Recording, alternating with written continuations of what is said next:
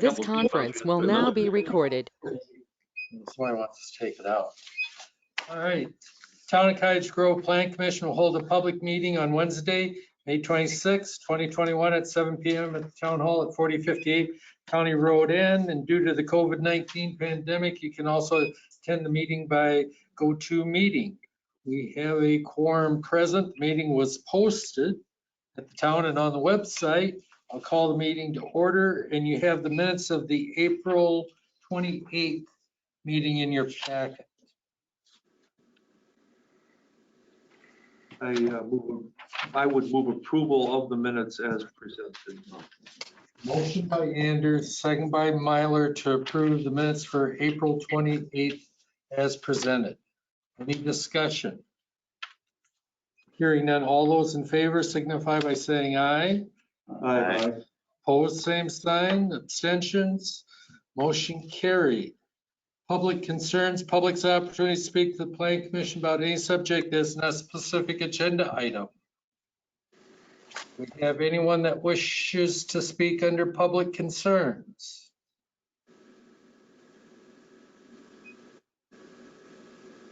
Hearing none, we'll move on.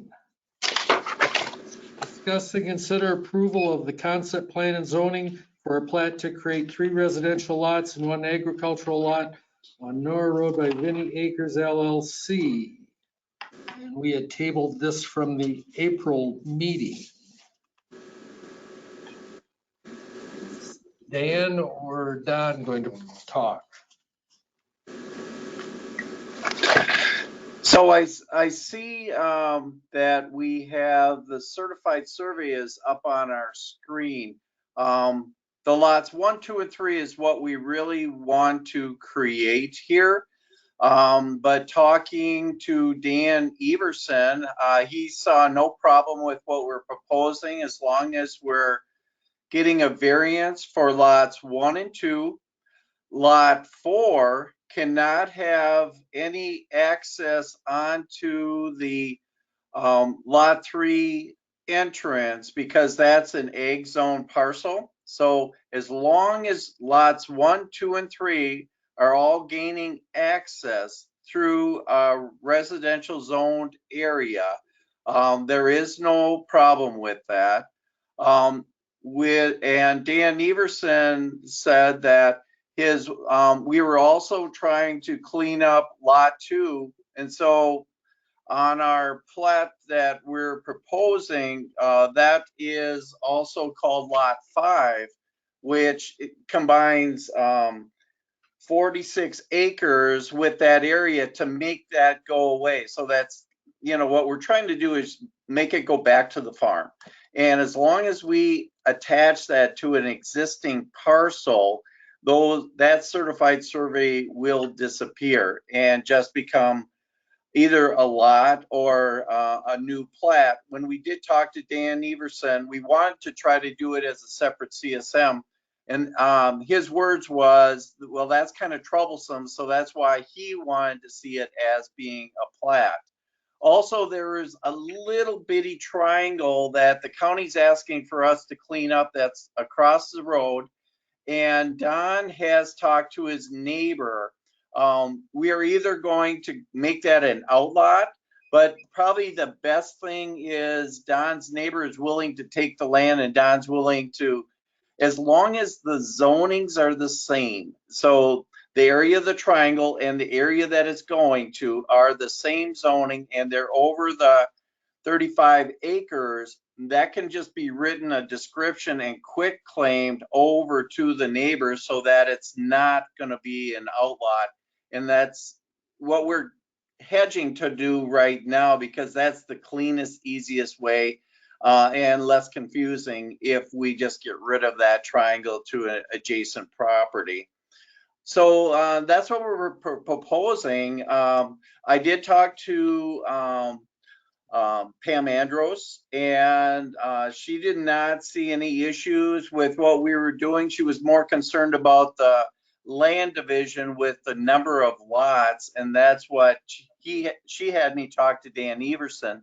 Dan says as long as it's a plat and we apply for a variance for lots 1 and 2 to not have access to a public street, he had no problems with what we're proposing.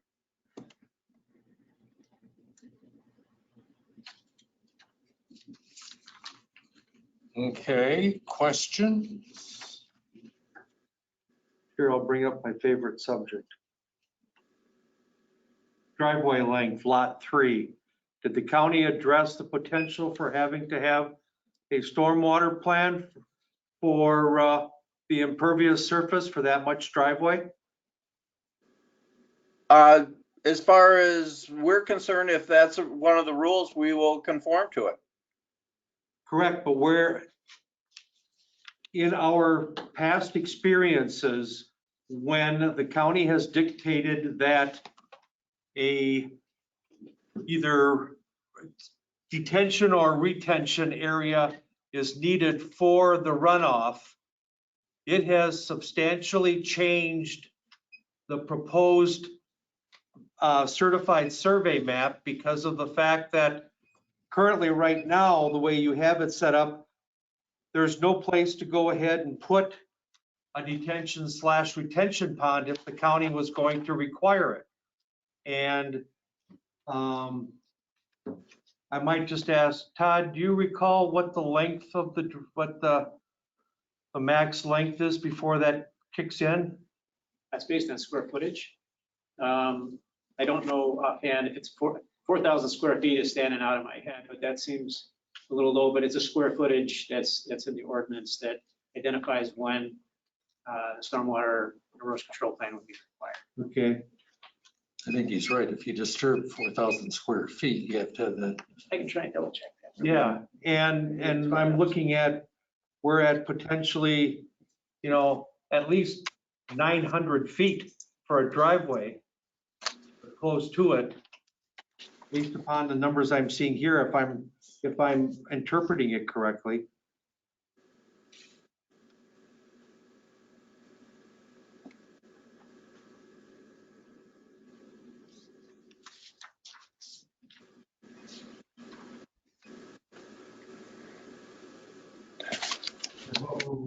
So my suggestion would be is that we have no problem with meeting stormwater and taking a look at it, but we can't do anything until we preliminary at least have an approval of what we've got.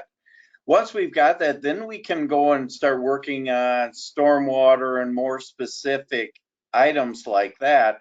Once we know we have something. So the stormwater right now, normally in a case like this, if we can get conditional approval upon, making sure that we are meeting the stormwater ordinances, that's what we would ask for, is a conditional approval of what we have so we can move forward and try to work out the stormwater.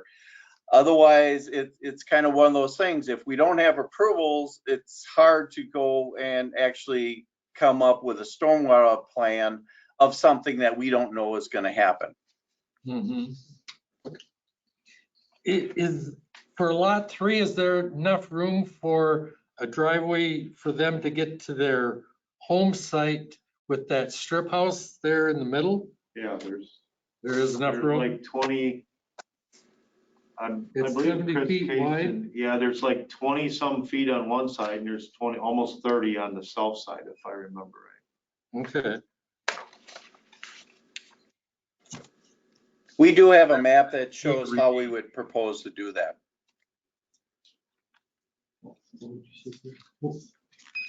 The strip house is going to remain there, correct? We kind of wanted it. Yeah. But, I mean, that'll be totally up to the, I'd like to see it stay because it was built in the 1800s, so. Yeah. That's kind of what the plan was on it, but. So this design is a plat, correct? Yes.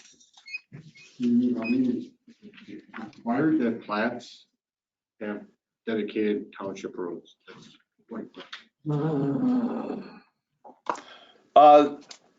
A plat is a tool that dedicates township roads, but also certified surveys do. So there's nothing stating because it's called a subdivision plat that roads are dedicated. A subdivision plat is the tool that we have to use for the land divisions. And in this case, because we have more than 4, that's why we're forced to go and actually do it as a subdivision plat. It's just a different tool in our toolbox to use, but just because it's a plat doesn't mean that a dedicated road has to happen. Okay, It actually does in our ordinance though. yeah. Did we have anything in our comp plan? It's in our ordinance. I put up on the screen an opinion from our attorney.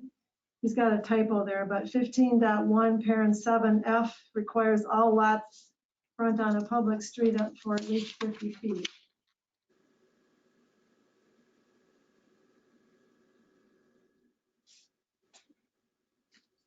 Is there anything in our comp plan? Aside from that, that would be for easements? No, that would, No. comp plan wouldn't, that would be more, Because I went into chapter 75, I was reading a little bit, and there can be some provisions, but they have to be in our comp plan. And if there aren't, that's what the county's like. It has to be voted on by the board. It's in this, What are you referring to now? it's playing 75, you want to see it? No, Oh, go ahead. Just repeat what you said so I could.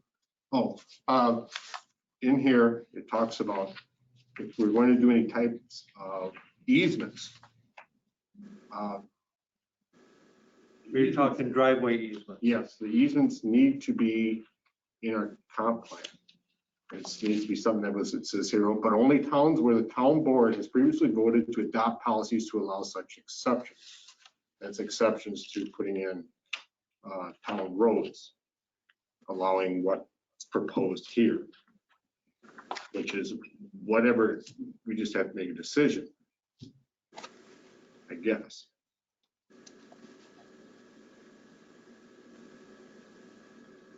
Does that sound right, or am I off?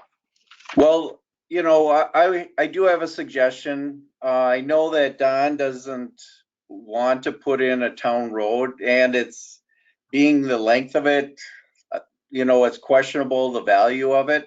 But we can draw this up as being a 3-lot certified survey that, will eliminate the trying to clean something up. I mean, that's all we're trying to do is a positive.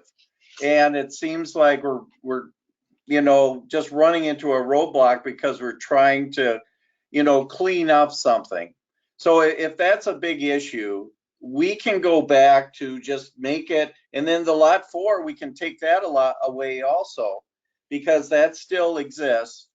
And, it's possible that we can come back at another date on that or something else. But what the deal we could do is create lots 1, 2, and 3, just make sure we're looking at the same maps. And just that way it could be a certified survey. Yes. So that's the map. So if we just do lots 1, 2, and 3, lots 4 doesn't have to be done, and lot 5 does not have to be done. And we could do that as a certified survey. And, that's possibly a way that we can go around this and not dedicate an actual town road. Well, I like the fact that you got lot 5 is your lot 1 on the drawing here. Is that correct? The 46-acre parcel? Yes. lot 5 is everything over to the south, right? Correct. Yes.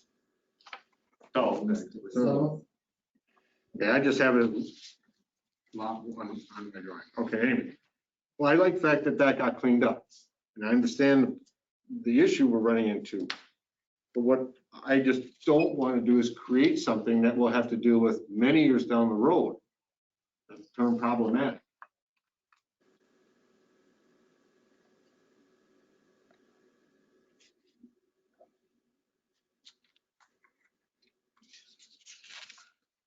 So Dan, if you do that, a CSM for lots 1, 2, and 3, Yes. will lot 1 move all the way over to the section line then?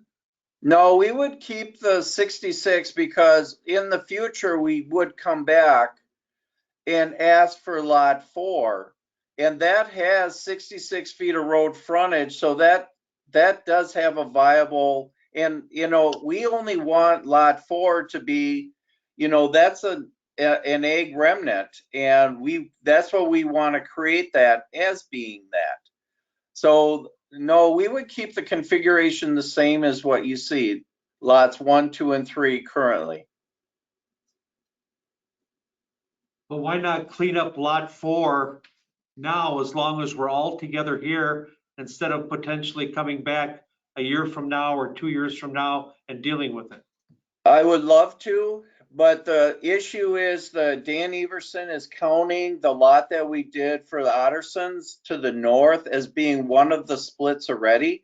So in order to do a certified survey, I've already got 1 lot done there, and so that allows me to have 3 lots. So that's what I'm running into there. If we want to add 4, now we're talking a subdivision. That original Addison lot was done in 2011. And that's what he's trying to say is, No, I think he's counting when you've split this little lot off of it, when you made it smaller and before you sold it, you reduced the size of the Addison Farm lot before you sold it, and you kept the part that had that tobacco shed on it. I think that lot is what he's counting as the, Old lot 2. so if we put that back, like Dan was saying, with that, all the farmland around it, then it cleans it up, right? That's what I was hoping, but the problem is Dan Everson is counting that as being a lot, and that's what he's asking for us to make it a plat. So that's the issue that I'm running into, is that I can do 1, 2, and 3, but I would love to do 4. I'd love to do 5, but if we're running into, that's forcing our hand to make a dedicated town road, that's why we're trying to look at this in a different manner. Well, I'm not interested in, honestly, myself, I'm not interested in seeing another town road. I just want whatever it is to be done, what we have in our comp plan and to what we can do. That's all I'm asking. Well, as far as ever adding any more lots there, it's not gonna happen because it's all farmland. Right. So, But that's not the thing, is what we're gonna, if we're, what we're reading here, we're gonna bend a rule.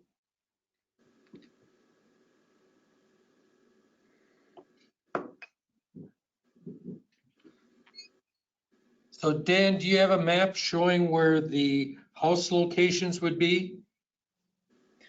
We don't have the specific house locations, but we do have, Don, I think you have it with you. Lots 1 and 2 that shows the area of what is buildable and what's not. these are the 30% grades. A Okay, little larger than, but I mean, they just kind of box them in. yeah, And those are the issues. And that's why it shows the areas for the home sites. This is almost flat up here. And this one, there's no issues at all there. And the other one, the only area you can build, if I'm right, Dan, is off these darker areas. You can't touch them. Yeah, the darker areas are over 20%, and that's where the area that they won't allow a house, but the other areas, we're able to put driveways, septics, all into, and buildings into those areas. okay.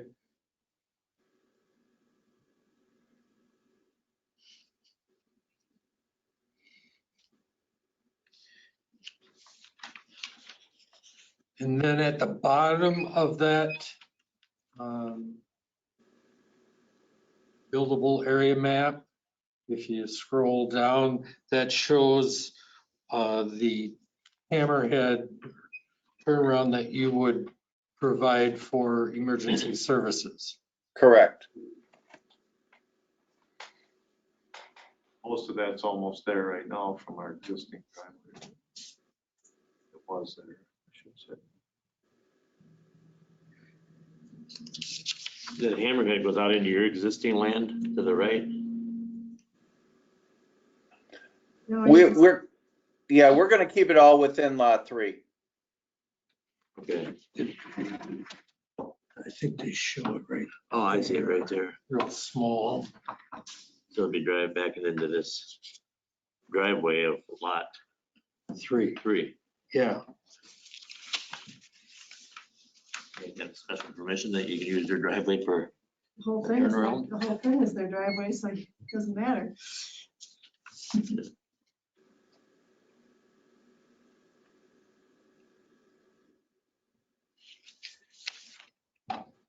And have you drafted a driveway agreement yet? We gave you a preliminary. Until we have specifics, we can't finalize it, but we took one of Don's previous driveway agreements and doctored it up just to give you an idea of what it would look like. I don't think And that, Nothing came to us. We didn't get it.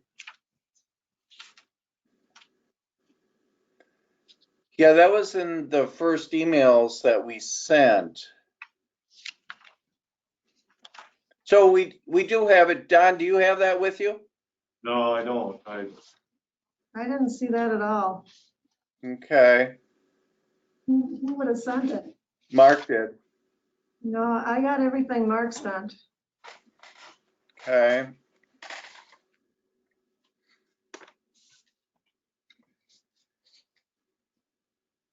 I would show it to you, but it's quite it's 4 pages of legalese, so. And it will go with whoever is the owner of all the ag land. No, it's lot 3. No, lot 3. lot 3. Lot 3, It would be lot 3, is basically granting the easement, giving permission for lots 1 and 2 to be able to come in off of that.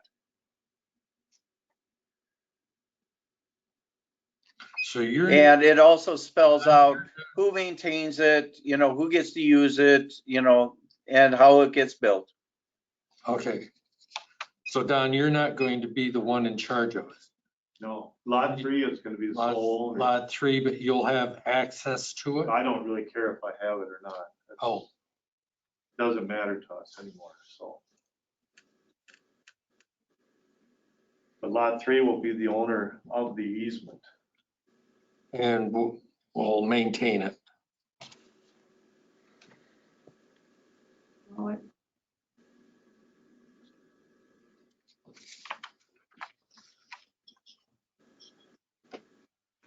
So that's something that should be conditionally approved to the final CSM. So that way we can make the final adjustments on it, so that we know that it works. Kim, Maryland said that was sent to you on 5/21, the easement. okay, I can look. Maybe it didn't come through or something. Let me just look. I would think that all 3 would be maintaining it. Who would you buy number 3 if you had to maintain it all?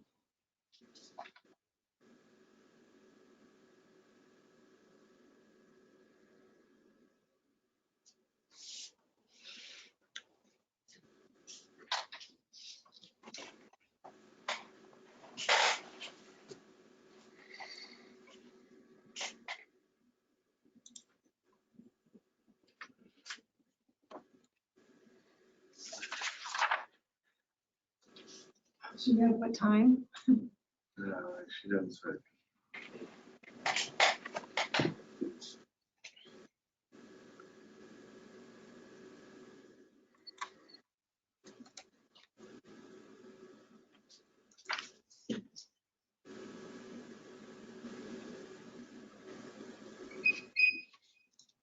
She says 4:40 PM. That was long after I was gone, okay.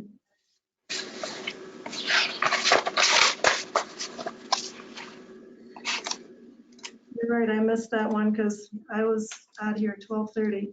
Okay, But here, let me share it here. oh, it's 4 pages. I don't want to read it on the screen now. No, but you can get an idea.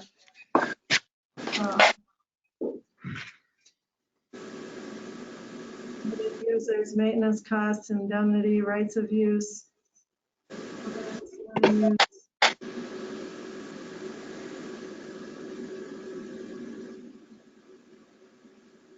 So just, It's the same format that you've approved for Don and Danny's lot. and maintenance doesn't include snow, so that's what I was wanting to Yeah. make sure.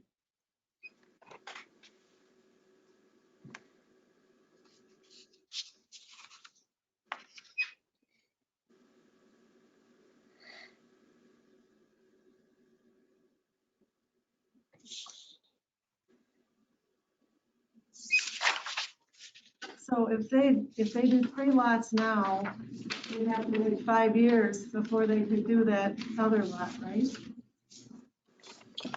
Or we come in with a subdivision plat at that time. Yeah.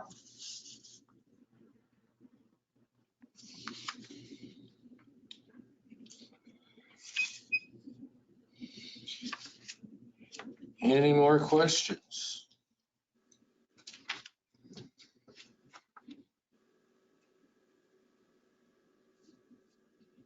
Do you prefer a plat or a CSM?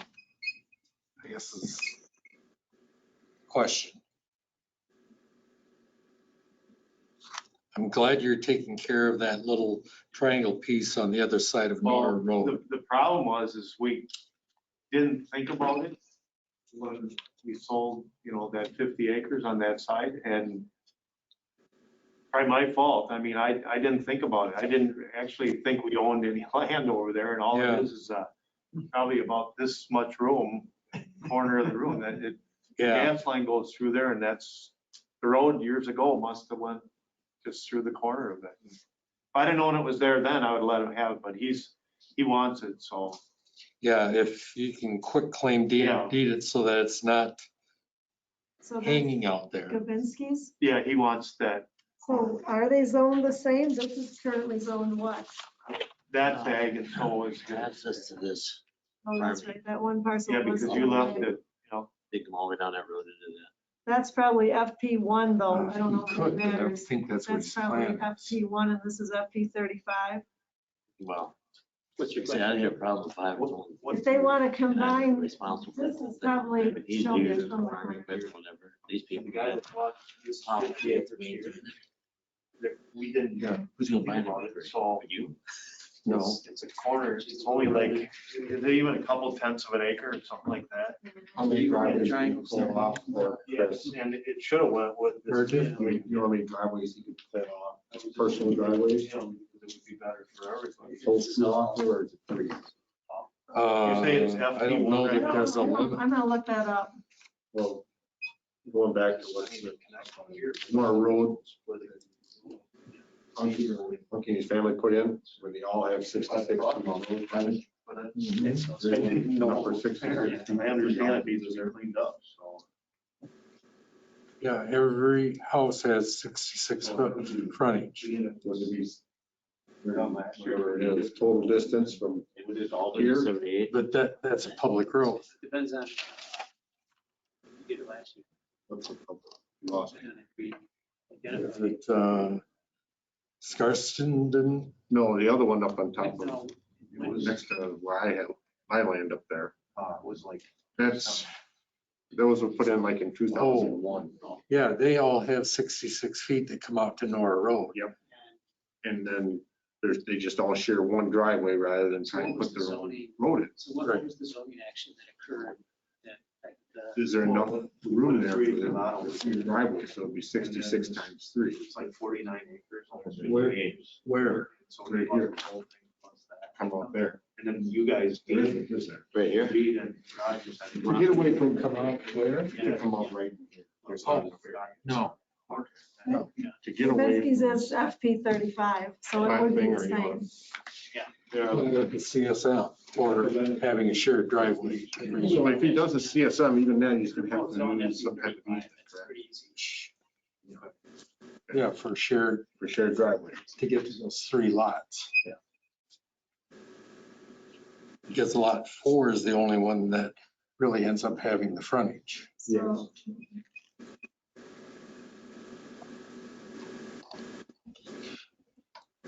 Don, you're not going to use that driveway? No, I don't care if we have it or not anymore. Doesn't matter. I've got other ways. You've got other access Yeah, I've got to other the farmland. So, it's that triangle right here. This is Kavinsky here. And up here, I think. It have to be combined with this lower piece. 'Cause this is somebody else over here, isn't it? that is, Stadola. yeah, I don't know the owner's name. That's there. Stadola, Ryan Stadola. So it would have to be combined with this. lower They're both FP 35.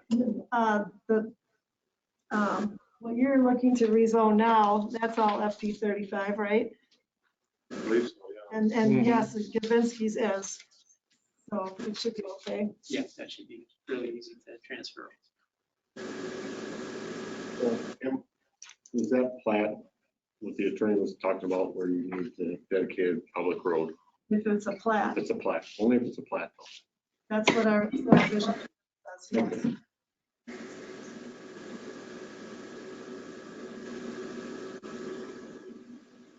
Is it, Don, is it any big difference if you do 3 lots now and then come back and clean up the other stuff? I guess, Dan, what do you think? I mean, We definitely can do that, do the lots 1, 2, and 3, and then, later come in with 4. It's just how often you want to see us. So, but that makes the most sense to avoid a subdivision, is to do lots 1, 2, and 3, and then either we wait 5 years or we come down the road and we could do a 1-lot plat for lot 4. It already has road frontage, so, that should not be an issue that we got to dedicate a road. So, that'd be one way of tackling it. I've done many 1-lot plats in my day. So is it gonna create any additional cost to the Vinnies to do it this way?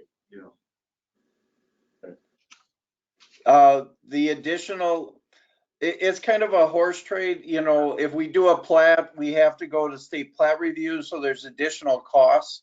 Where by doing a certified survey, it's less time, less fees, so I mean, definitely by doing lots 1, 2, and 3 help in the cost. The only reason that it's kind of a wash is we have to come back through again and do something for lot 4. Mm-hmm. Do that, do what Phil says for us to do, right? Yeah.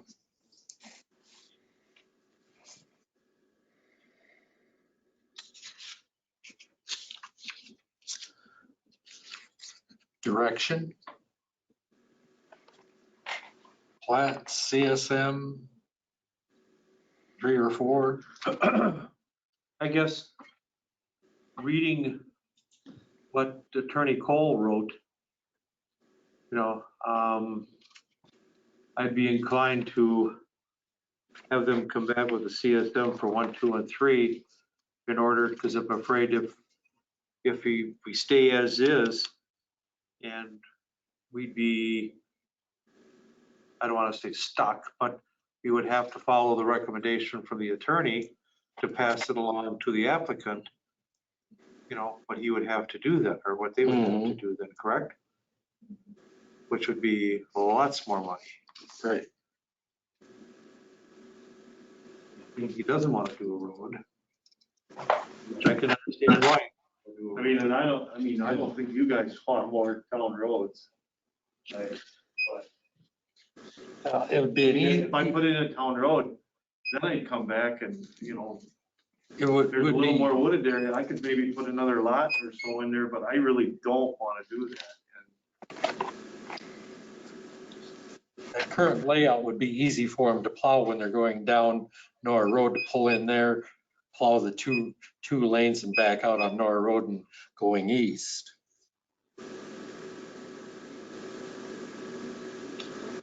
I don't really want to do it. I don't want to do it. Curiosity, does the township have contracts with private, like something like this? Okay.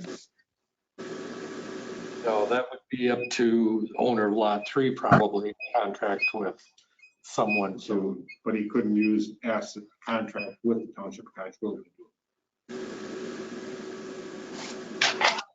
Never. yeah, we never have. Just a thought. It's not saying it probably might not be able to, but Private industry though, toes too. yeah. you have to Everybody look would at want that. that. Yeah.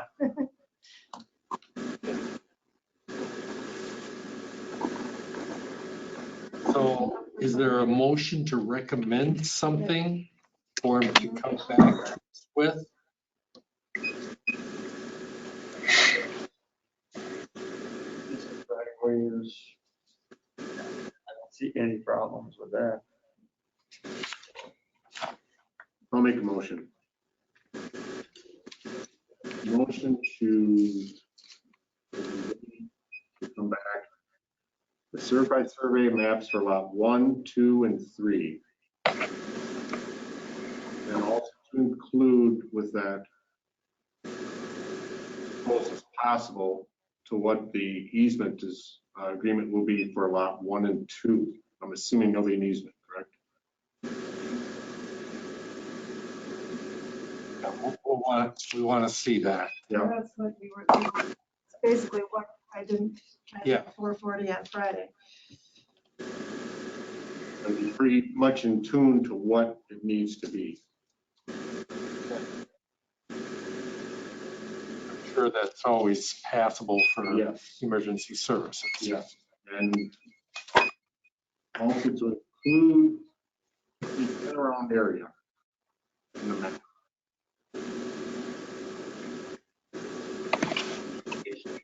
Trucks in it, you know what they are. It says the top specifications, to me, that looks pretty small. Mark, are you okay with that hammerhead for fire? Problem with that. Okay. I was just wondering how large it has to be. It says the town specifications, and I don't know what the town specifications are. Be big enough to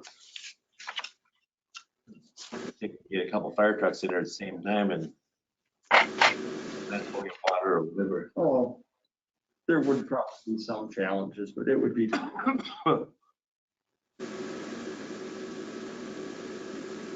Huge open area just to the south of that. It's always grass. That's Into your farmland. Okay. Motion by Eichhoff, is there a second? Second by Myler to recommend that they come back with a CSM showing lots 1, 2, and 3 with us having that driveway agreement. Yeah. Do we want to, do I need to add stormwater? Do we have to worry about that at this time?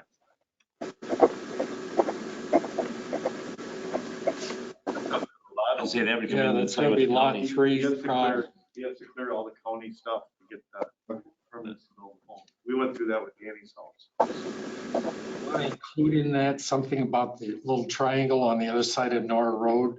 That something happens with that it gets put in deed or something to the adjacent lands. Is he gonna buy that piece of land or you? I'm just gonna give it to him. It's only like 2/10 of an acre. I just figure In addition, Vinny's come back showing that they have now split off that piece of land going to the north. And it's clear of the ag land that they are now into lots, so to speak. And that was all right with the second? Yes. Any other discussion on that motion? Hearing none, all those in favor signify by saying aye. Aye. Opposed, same sign. Motion carried. So we'll look for you back here on June 23rd with that. Okay? Very good. Thank you. Thank you.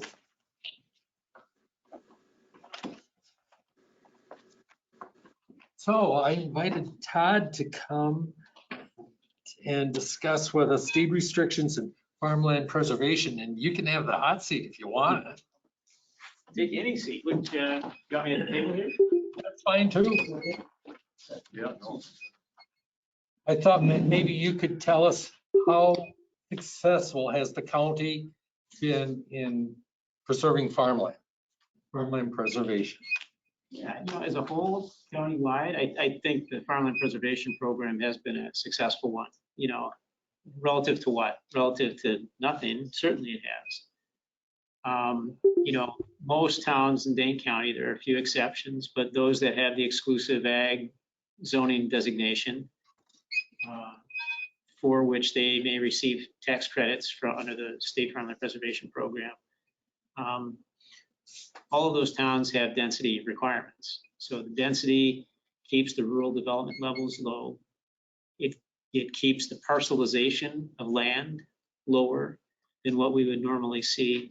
When you see fragmentation of large land holdings, it begins to erode, the larger land holdings, that it begins to erode the viability of farming in most cases when you have more ownership, smaller parcels throughout the area.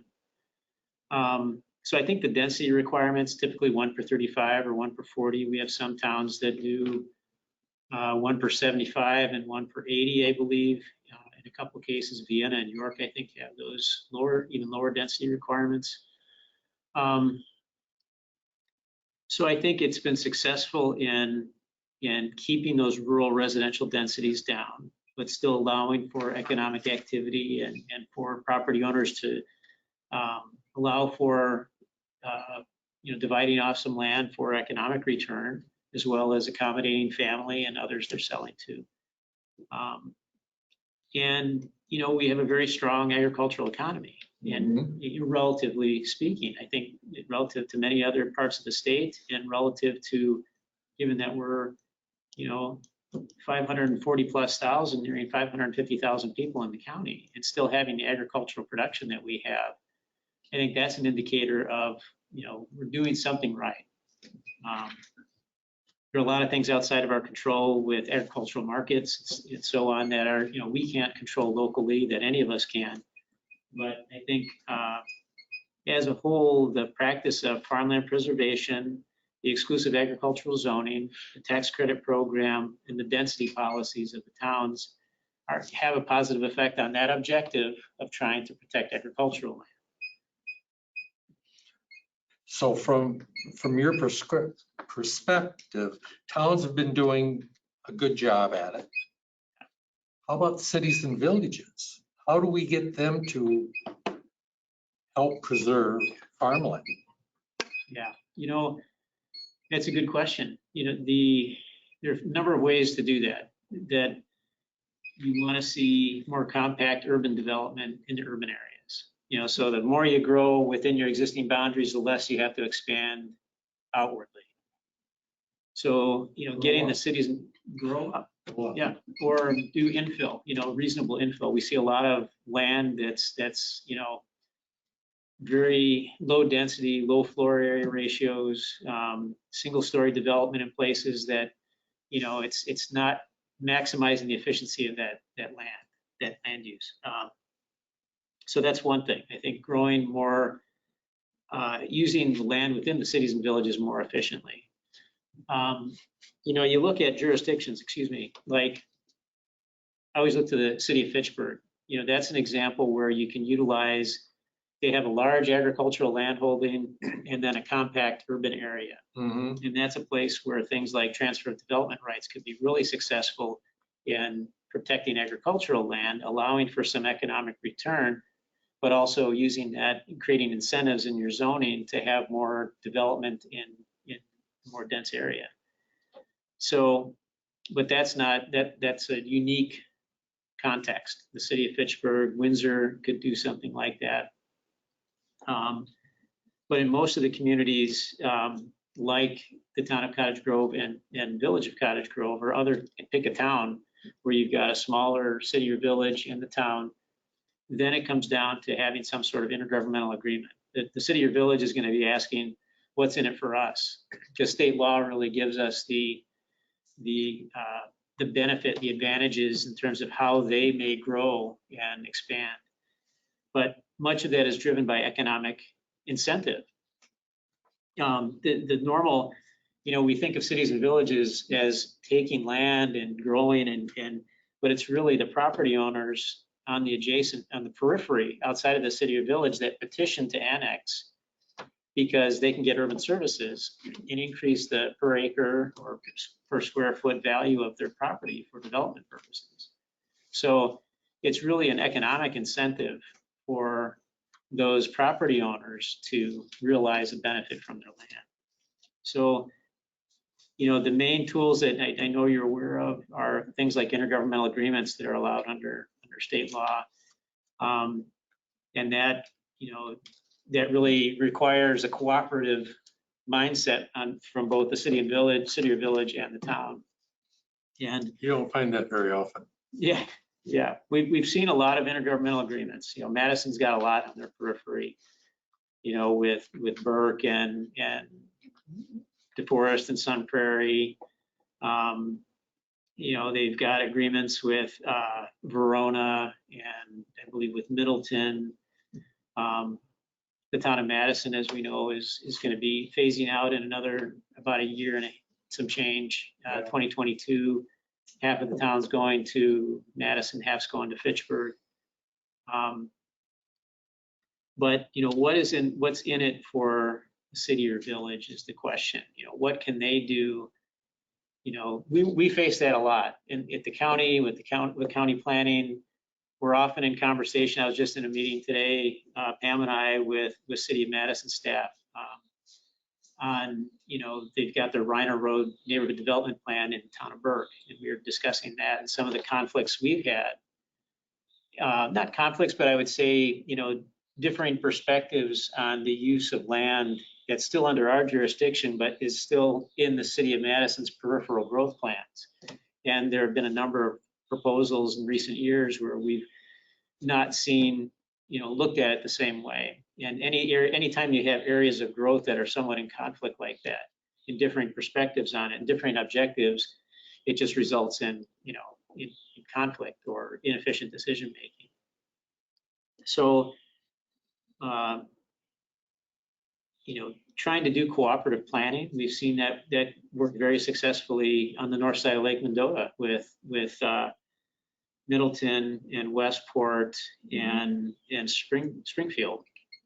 They've done some cooperative planning, and they've made it work there. ETZs is one way we've seen jurisdictions kind of come together and resolve some of those growth issues, but those will typically pop up with a single development proposal. And something will occur, the jurisdictions will get together, they'll try and enact an ETZ, it'll address that one issue, but then you have to follow through with some other steps under state law to effectuate it permanently. And once that issue is resolved, what we see more often than not is that they just kind of phase out and they time out, and the ETZ goes away. Do you get information townwide or countywide as to how many farms participate in farmland preservation to get that payment? Now my understanding of that, I can check on that for you. I can ask our staff. Brian, standing in our office, works most closely with DATCAP on some of that. I know some of that information is protected or guarded. We'll get information on like countywide, how many people are participating, what's the dollar amount of the credits that are coming to Dane County property owners, farmers. I don't know what we are able to get, say, on a townwide scale for participants in the program, but I can look into that and ask that question. I guess I would be interested in knowing, say we have 30 farmers in town of Cottage Grove, are 29 of them taking the credit, or is it Yeah. only 13? Yeah, that I don't know, but I can look into it for you. And do you see, I know when Purdue was in with the federal government for ag, he said farmers have to get bigger. Well, but you also see a lot of small farms where it's produce driven. Is that growing in a need for that smaller acreage for produce? I think there's a demand for it.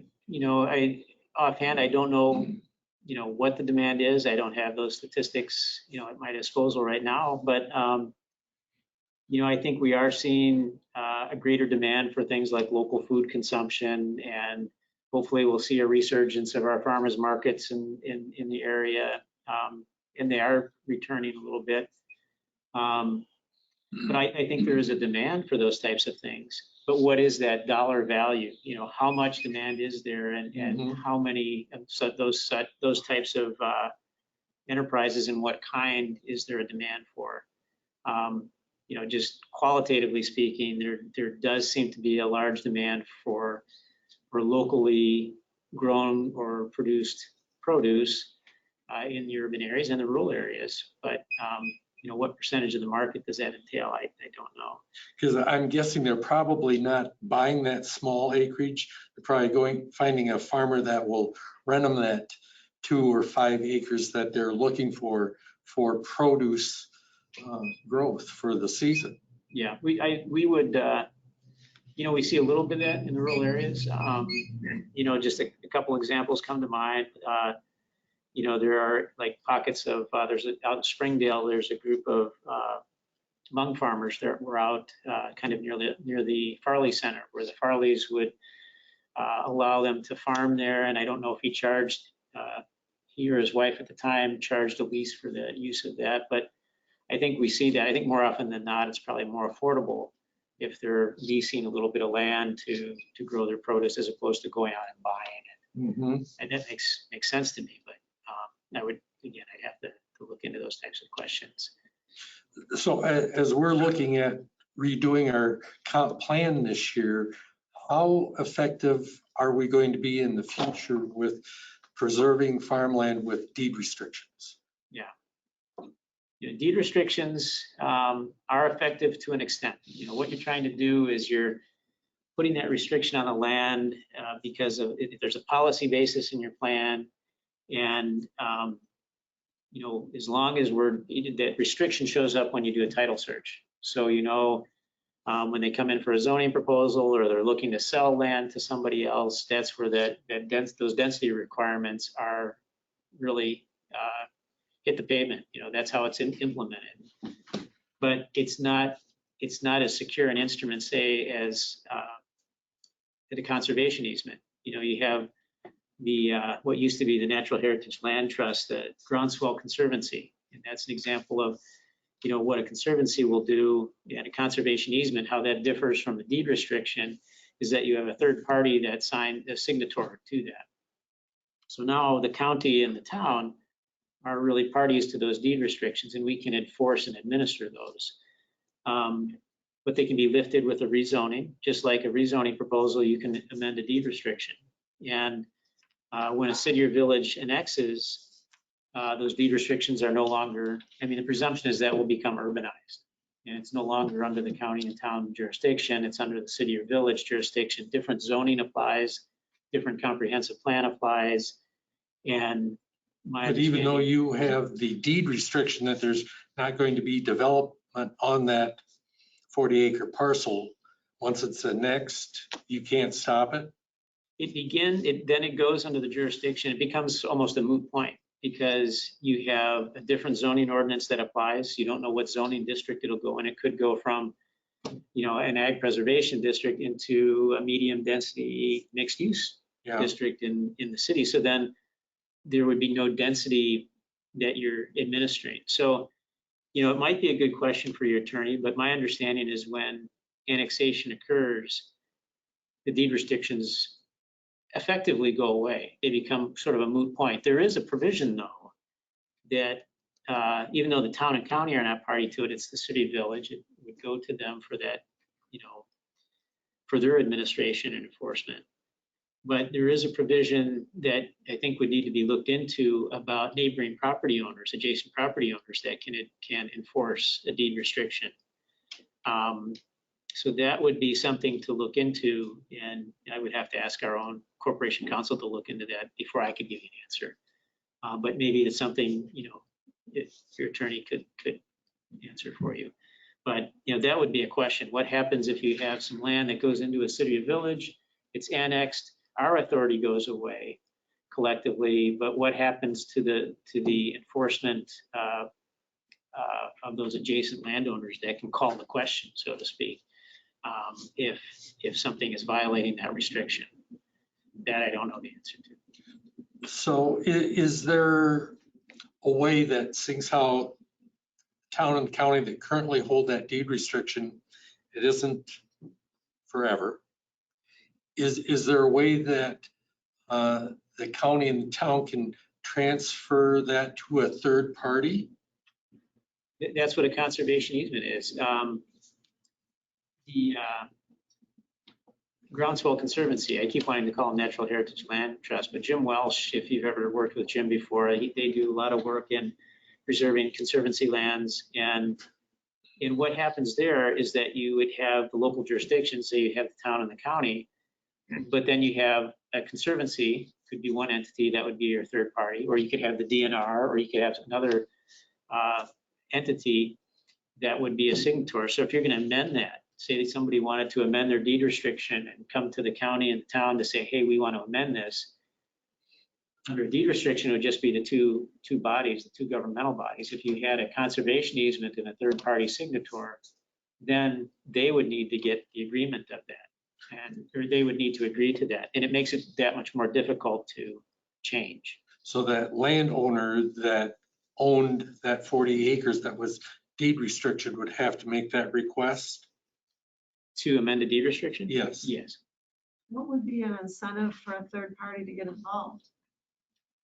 They're a conservancy. There are nonprofit organizations that have objectives, whether they're agricultural preservation or, sensitive environmental resource or natural resource conservancy objectives. And they have funding and they go and they buy conservation easements on land to preserve it. So does that give them any use of the land? It typically, the use is restricted, to whatever they're trying, whatever their objective is, whether it's agriculture or if it's just natural resource protection. So whatever the conservation easement instrument would be, it would articulate what would be allowed and what would not be allowed on the property, much like a deed restriction does. So as we're updating our comp plan, if we really want to preserve it forever, we need to find that third party to be listed along with the county and town. And name them in our comp plan. That would work. That would be anytime you have more signatories on that easement or that conservation easement or that restriction, it increases the security or increases the likelihood that will be preserved in whatever manner you're trying to preserve it. Forever and ever. Yeah. And Jim Welsh, if you're wondering how conservation easements work and how they're part of it, how it works on their side, I believe Jim is still with Groundswell, but you could reach out and just ask if there's someone you can talk to. Groundswell Conservancy. They used to be the Natural Heritage Land Trust. That's just one that I'm familiar with. There are many other conservancy groups out there, but I believe Jim is still with them. if he is, Jim Welsh would be a great resource for you. He's worked in the county for many, many years on conservancy work, working with conservation easements quite a bit. But there are many others that are probably out there. You have to find someone that's willing though too. Yeah. Yeah.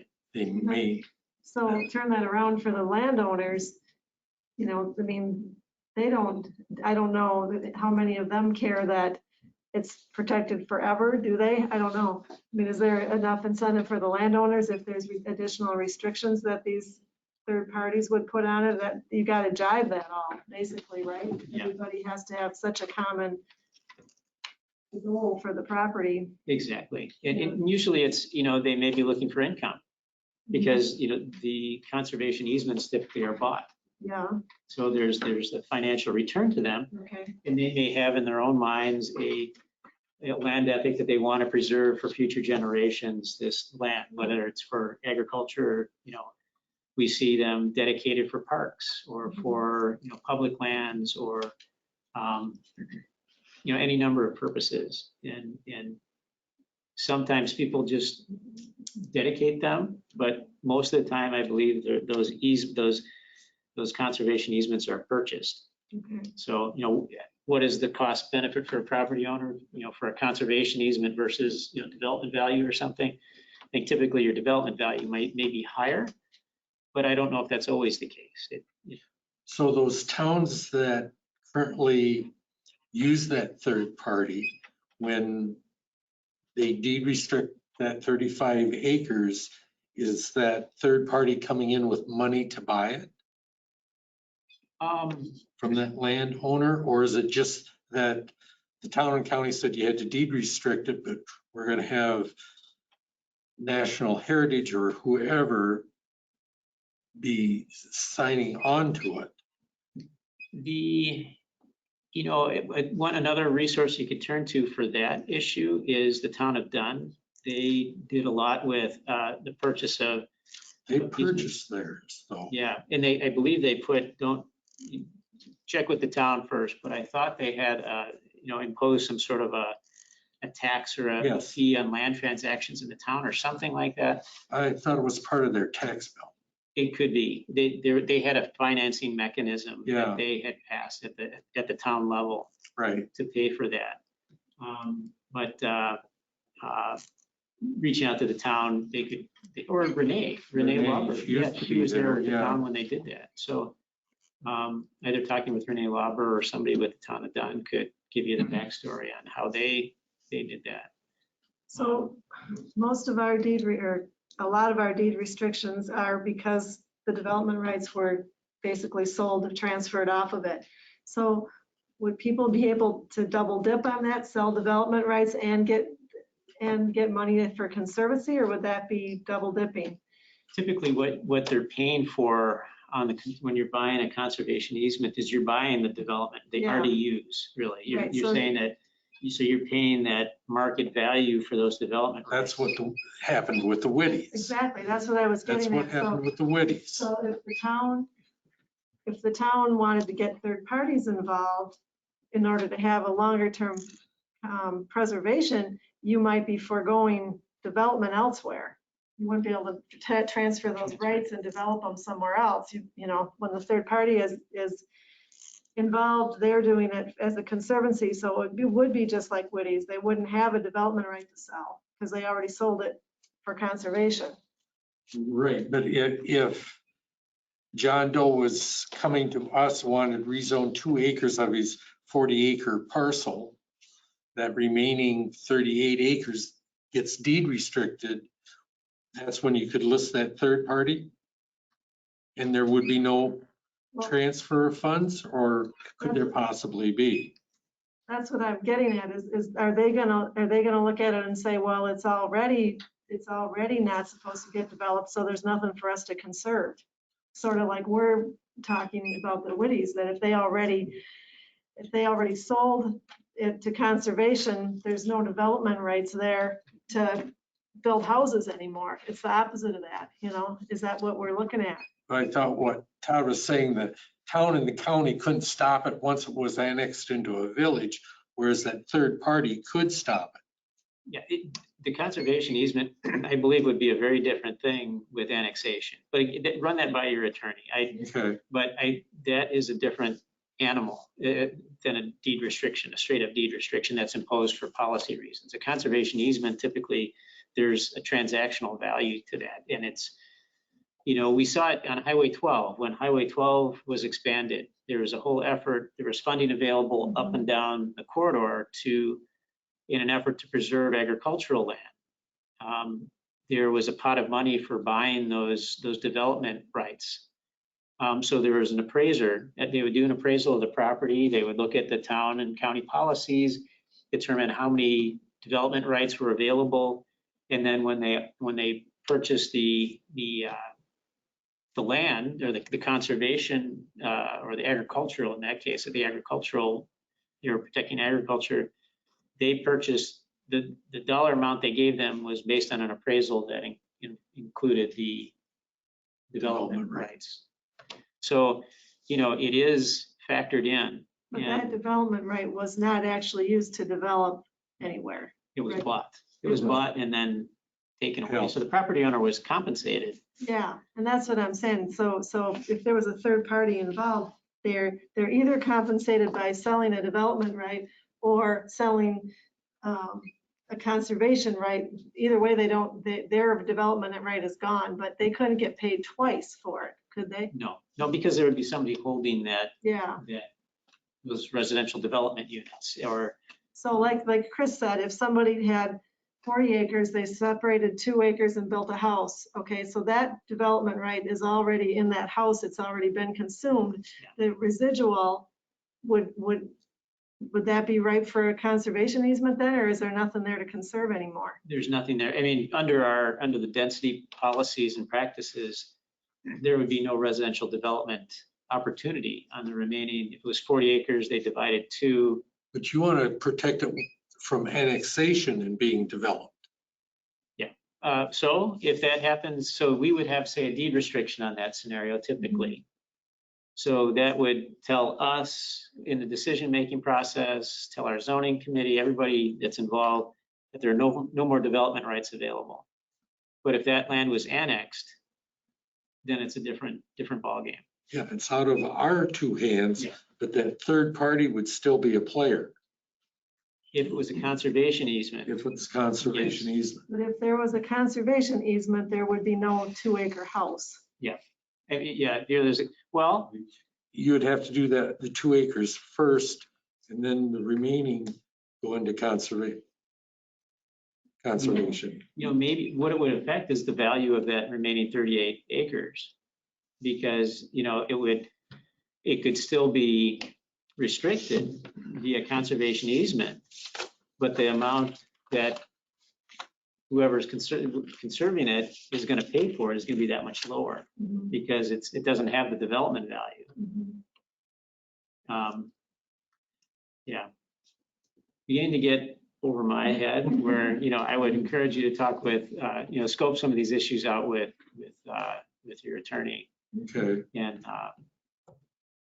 but that's generally the distinction between, a deed restriction that we impose as a policy measure, really an informational density tracking mechanism. It's something that's placed on the deed, as opposed to a conservation easement where there's typically this dollar transaction buying the rights, the development value of that property, and the third party signatory that's part of it. I guess I don't understand the scenario where that 35 acres is now annexed by a city or village, and it was deed restricted, but for whatever reason, the town and the county held that, but now it's annexed. But you're saying the neighbors on either side that are still in the township, they could fight that? There is a provision that we would need to explore that in the deed restriction language, there is a provision that allows adjacent property owners to enforce whatever the deed restriction is. And so it's something we have to look into. It's a question I don't have an answer to. And I think, that's something that we would need to explore. Okay, I can talk with our staff and maybe get that language to you. yeah, And so that's a little clearer to you, because I'm not real familiar with it myself, and I don't know that we've ever seen somebody exercise that, but there is standard language that enables adjacent property owners around a property that's restricted in that manner to enforce those restrictions in some way. And so that's something we would need to look into. But in terms of the deed restriction being on the property as a policy implementation measure for zoning and comprehensive planning, when it goes into a different jurisdiction and you have a different zoning ordinance, different plan objectives, then it becomes moot. It's not. It's an instrument that applied when it was under town and county jurisdiction, but no longer when it's in the city. so did you have lands like that were in Blooming Grove? Before, when it was, And now that it's the city, I don't know, do those adjacent landowners know that they might have that option? I don't know. Probably not. Yeah, that's we'll just have to send that language to you. Okay. It's just something that I'm aware of, but I don't know the details of. But Mhm. that part of it, I think, would be a legal question. First look at what the language is that applies, and then ask that question. In terms of the jurisdictional enforcement, which is the normal conventional enforcement, then when you have the jurisdictional change, that changes everything. So. Okay. Anybody else have any questions? I think these are all things we'll have to talk about for the comp plan update. Yeah, the 2 points between Kim and you made, about 2 acre lot and then 35 acres. That's a hit. I mean, you do need to know what's going on with that. I'd like to know more. Yeah. And especially if it's going to protect a little bit against some annexation. Basically, the landowner is selling those conservation rights and saying, okay, that's it. This land is No, just farmland, yeah, it's farmland and not worth near as much it could money. be annexed into the village, but it can be park. That's about it. Okay. Thank you, Todd. Hope that helps a little bit. Gave us things to think about. But if I didn't answer, if there are any outstanding questions, we can, we'll try and help you, connect you with resources, to try and answer them, whether it's, your own corporation counsel or I can communicate with our staff to try and get you a typical deed restriction instrument and maybe an example of a conservation easement, connecting you with the likes of Groundswell Conservancy, Town of Dunn. If we can help brainstorm some of those resources that might help you, just let us know. Okay. Be happy to. All right. Yeah. Well, thank you. Yeah, good to see you. It's good to be out and about a little bit. We're all alive and kicking still. Yeah. Yes, Don. No, I was just gonna say, so are you guys thinking of buying the development rights or I was just wondering what you. I guess at this point, it was just information for us to have as we're going forward with rewriting the comp plan. If we want to leave it the way it is, knowing that it doesn't stop annexation and it doesn't stop that farmland that we deed restricted from being developed After it's annexed. after it's annexed. That's Yeah.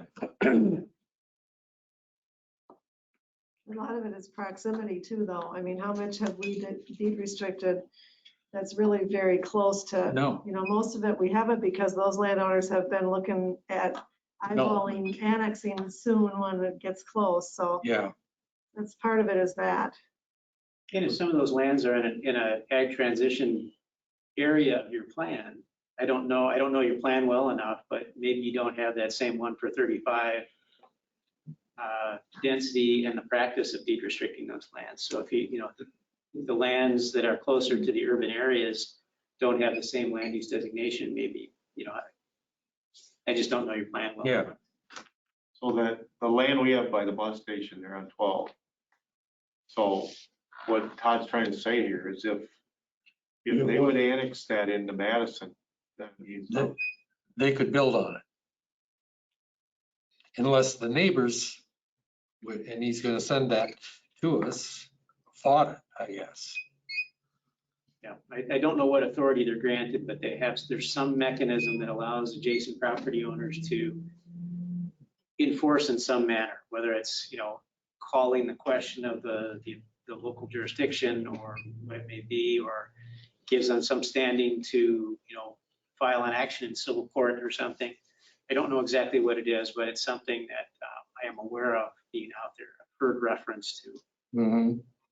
So in 20 years, when they're out to the Nelson bus, city could annex it and they could put a Walmart there. Well, you'd have to petition to annex. The city doesn't annex it, the landowners. Well, he doesn't have to. The adjacent landowner has to could drag him in. Drag him in, I suppose, yeah.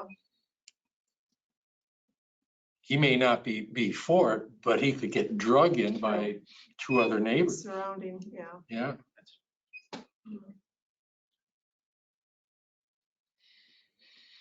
Okay. We have one last item. We need to elect a chair and a secretary.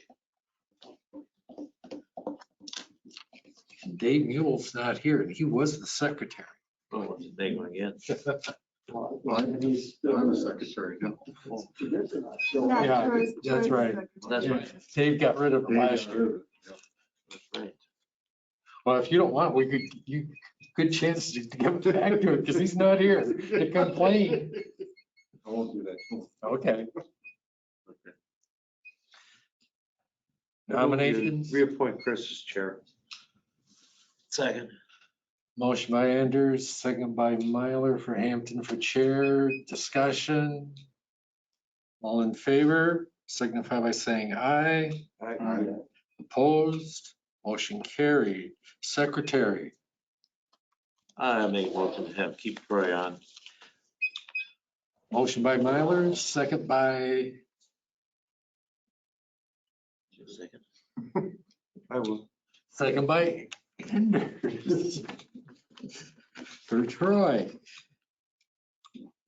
All those in favor signify by saying aye. Aye. Opposed, motion carried. Motion to adjourn. Motion by Anders, second by Klinger to adjourn. All in favor signify by saying aye. Aye.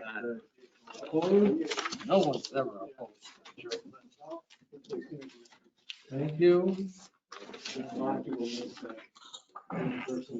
Cool. You gotta sign it.